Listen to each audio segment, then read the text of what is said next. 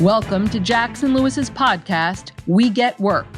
Our podcast identifies issues that influence and impact the workplace and its continuing evolution, and helps answer the question on every organization's mind: how will my business be impacted? The widespread adoption of AI tools has the potential to increase efficiency in the workplace, but can also create potential pitfalls if proper planning and processes are not in place. On this episode of We Get Privacy for Work, we discuss how leveraging the seemingly innocuous AI note-taker function can present unintended consequences if unlimited access or unprofessional commentary are not kept in check. Today's hosts are Damon Silver and Joe Lazzarati, co-leaders of the firm's privacy, data, and cybersecurity group, and principals, respectively, in the firm's New York City and Tampa offices. Damon and Joe, the question on everyone's mind today is, what can employers do to implement compliant AI technologies that create efficiencies without unintended consequences? And how will this impact my organization? Thank you, Alicia. Welcome to our We Get Privacy podcast. I am Joe Lazzarati, and I'm joined by my co-host, Damon Silver. Damon and I co-lead the privacy, data, and cybersecurity practice group here at Jackson Lewis. And in that role, we get a variety of questions every day from our clients, all of which boil down to a core question: how do we handle our data safely? In other words, how do we leverage all the great things data can do for our organizations, but avoid running into a wall of legal risk? And how do we manage that risk without unnecessarily hindering our business operations? On each episode of the podcast, Joe and I are going to talk through a common question that we're getting from our clients. And we're going to talk through it in the same way that we would with our clients, meaning with a focus on the practical. What are the legal risks? What options are available to manage those risks? And what should we be mindful of from an execution perspective? So Joe, our question for today is it okay for our employees to use AI note takers? And this is a question I know both of us and others in our group have been getting a lot, because these note takers are, on their face, extremely helpful technology. No one really likes having to take notes on, a Teams or a Zoom meeting. It's kind of hard to participate in the meeting, especially, if you're an active participant while also capturing notes. And with these AI note takers, at the end of the meeting, there's a transcript created by a lot of them. There can be action items created by a lot of them. This seems like a great breakthrough in efficiency. Any problems you see with just allowing employees to go ahead and invite these AI meeting assistants to all their meetings? It's funny. Today we had a principal meeting in our office, and one of the attorneys in our office was talking about a case that they have, and it involves one of these note takers. And, in the process of having a teleconference, one of the individuals who was invited to the call wasn't able to make the call, and the call was about that person, and that person wound up getting a transcript about the discussion that was had in that person's absence. And without getting into too much of the details, it just created some angst because they didn't expect that transcript to happen. And so I think, and I think that issue is one that's come up for me several different times. It's just one of many issues that involves, as you were kind of alluding to, Damon, people generally take notes, and they may not capture everything. In my case, you may not be able to read anything, but people take notes and they only take certain things, and it's not everything that's spoken. And so when that happens, sometimes things that are sensitive don't normally get written down.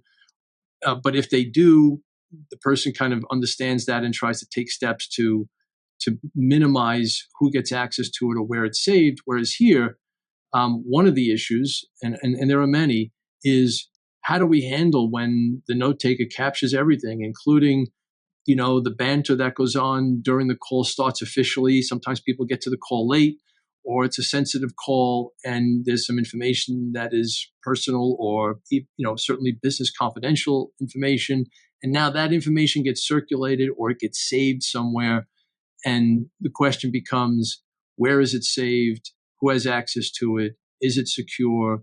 Is it being disclosed? All the kinds of same questions that organizations face when they are processing sensitive personal data or sensitive company data. So that's just to kind of kick it off. I mean, I think that's a key aspect of this because these tools are so new. They came on the scene so quickly. And I think people just haven't gotten used to managing the technology and understanding what is actually being done with those transcripts. Yeah, I think that's a great point, Joe. And the fact that this technology takes a lot of friction out of the process is what's so great about it, but it's also what causes a lot of the problems. Because if you think about it, if one of your employees or one of your business partners sends you a document that has social security numbers or financial account information, it's very clear that that's sensitive information. There's probably, for most of our clients, protocols in place for where that's going to be saved and what type of access restrictions to place on it and all that type of stuff.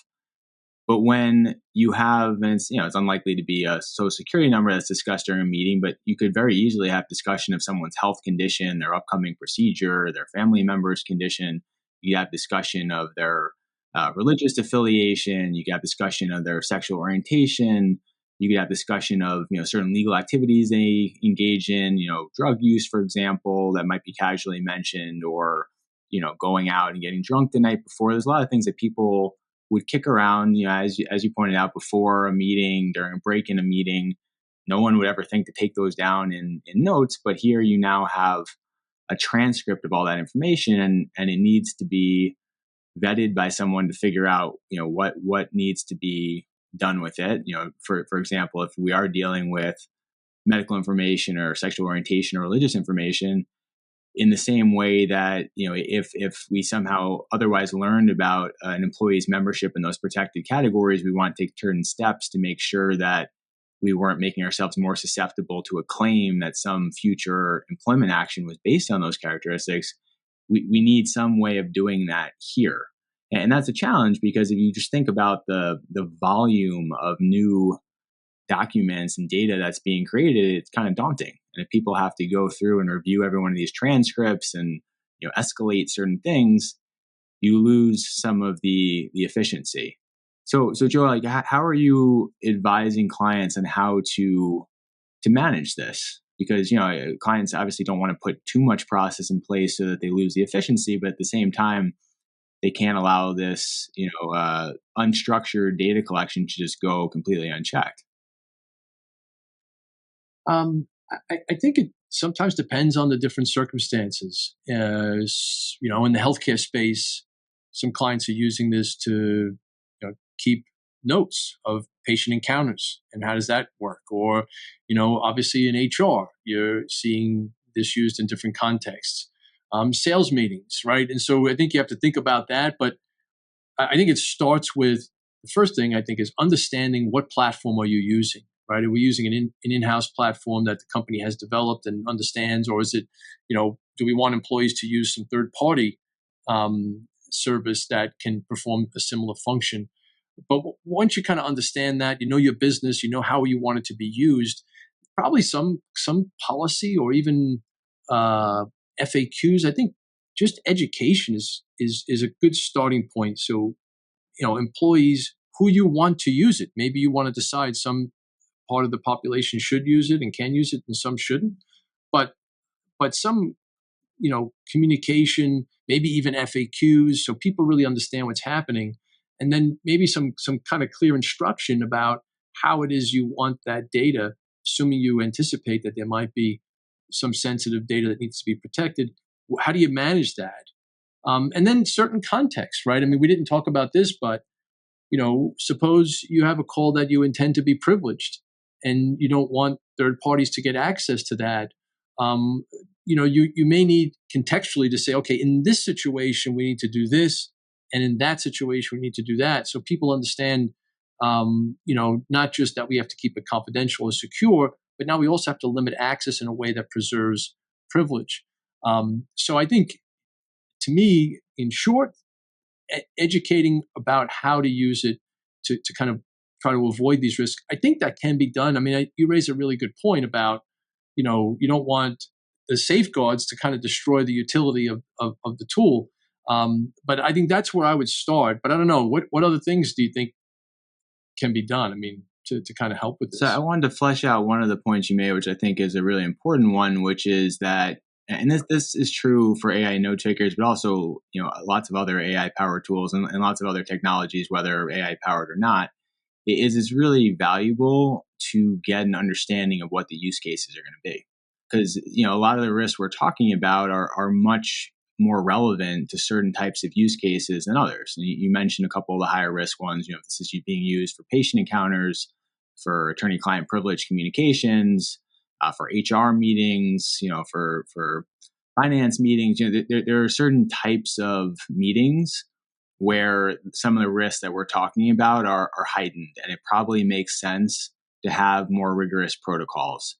And then there's other meetings that, like they're related to planning some upcoming events, or, sales, sort of high level sales tactics, stuff that is unlikely to involve discussion of any personal information, unlikely to involve discussion of anything that's sensitive from a business standpoint. And in those types of use cases, it probably makes sense to push towards the end of the spectrum favoring efficiency, because there's good opportunities for efficiency and you're really not assuming a whole lot of additional risk. So I think there's a lot of value in starting with the use cases and then having protocols and policies and procedures that are tailored to specific use cases or to certain buckets of use cases that are defined based on the risks that they pose. And then one other thing I think is valuable is thinking about what your defaults are going to be. So, for example, a lot of tools provide different options in terms of how the tool functions. So are you going to have as a default that these tools for certain users are just going to join every meeting that they're invited to by default? And I certainly see that. I sometimes join, a meeting with a client and their AI bot is part of the meeting. And I say, hey, I don't think that's a great idea for this conversation. And the person I'm speaking with on the client side will say, oh yeah, sorry. Like that just happens automatically for all my calls. Unless somebody kicks the bot out of the meeting, that's just what happens by default. And so that's probably not in most instances a great idea. It's probably better to have this be a manual process so that someone is required to do thinking about whether for this particular meeting you want a transcript of the meeting. And then along similar lines, you raise the issue, and I've seen this in a number of contexts as well, of a transcript being sent to everyone who is invited to the meeting, regardless of whether they actually attended or whether they attended certain portions. And so again, that could be a place where building a manual component into the process can be valuable. Maybe the tool doesn't start recording and transcribing until someone directs it to, rather than starting the transcription right at the beginning of the meeting, because oftentimes that beginning of the meeting is not part of the official meeting, but it will still be part of the transcript. Then one other consideration more on the back end is record retention. Because for a variety of reasons, if these transcripts are being kept for long periods of time, you do run into the issues we were discussing around how do you safeguard that information, who should have access to it. There are data minimization issues. Is it really justifiable to have this much information? Especially assuming there's some personal information included in those transcripts. But then also, think about it from a litigation perspective. Are you going to explode your ESI costs if all of a sudden the transcripts from all these meetings are potentially relevant to a subpoena or to a discovery request, and now you have to have somebody review them? And you also are probably going to potentially find some surprises, because there may be things that, again, someone wouldn't have taken down in notes that they took manually, but it is captured in the transcript. It may be, the tone of voice doesn't come across. And so someone was joking, but now it's written in the transcript that tone is gone. And you now have this challenging document that you have to deal with unexpectedly in your litigation. Yeah. I think one thing is clear, that, there are certainly a lot of issues with these applications. One thing I would also add, and definitely want to get your thoughts on this, and maybe we can kind of conclude with this issue, unless something else comes up. But I mean, we kind of moved to all these communications platforms really in a big way, right, with COVID. And one of the things I'm encountering, I mean, we're talking about AI note takers, but the whole idea of how to manage Zoom and Teams and all of these platforms, I think still employees get, it's still an issue, I think, to some degree. And what I'm getting at is, these meetings are recorded sometimes. And so there's still the issue of, is this something that is subject to the notice requirements, and particularly all party consent states?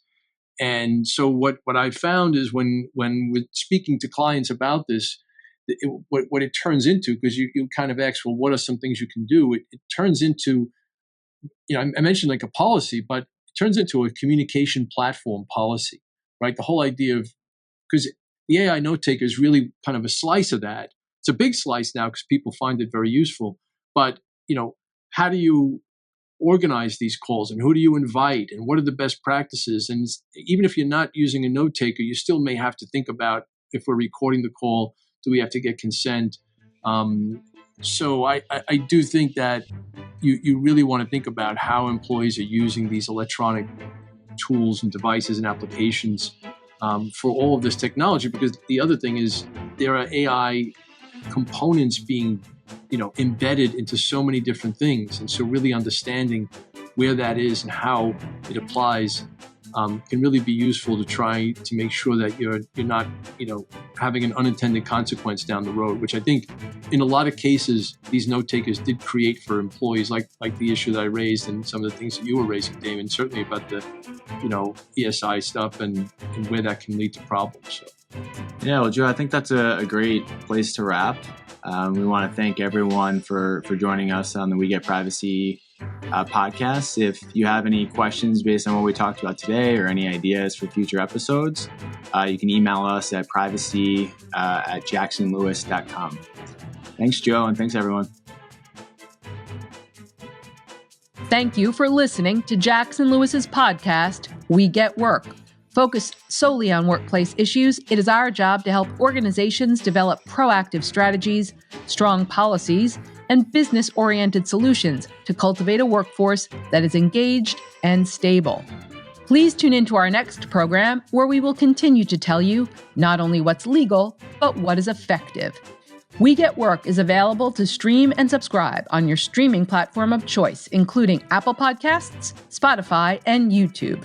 For more information on today's topic, our presenters, and other Jackson Lewis resources, visit jacksonlewis.com. As a reminder, this material is provided for informational purposes only. It is not intended to constitute legal advice, nor does it create a client-lawyer relationship between Jackson Lewis and any recipient.